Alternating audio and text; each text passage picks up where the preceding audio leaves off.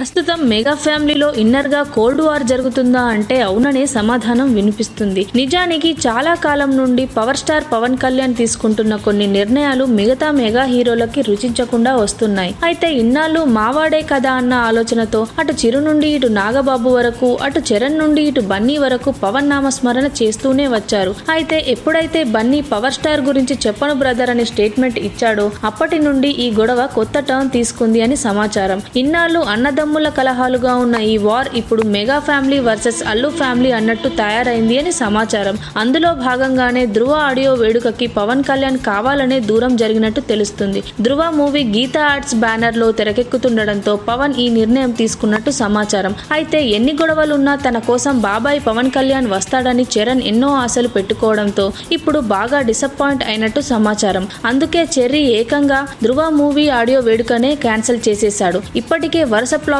తో సతమతమవుతున్న చరణ్ కి ధృవ హిట్ కావడం చాలా అవసరం. ఇలాంటి పరిస్థితుల్లో కూడా పవర్ స్టార్ సాయం చేయకపోవడంతోనే చరణ్ బాగా హర్ట్ అయినట్టు తెలుస్తుంది. ఏదేమైనా మెగా ఫ్యామిలీలో ఈ స్పర్ధలు చివరికి ఎక్కడికి దారి తీస్తాయో అని మెగా అభిమానులు కూడా టెన్షన్ పడిపోతున్నారు.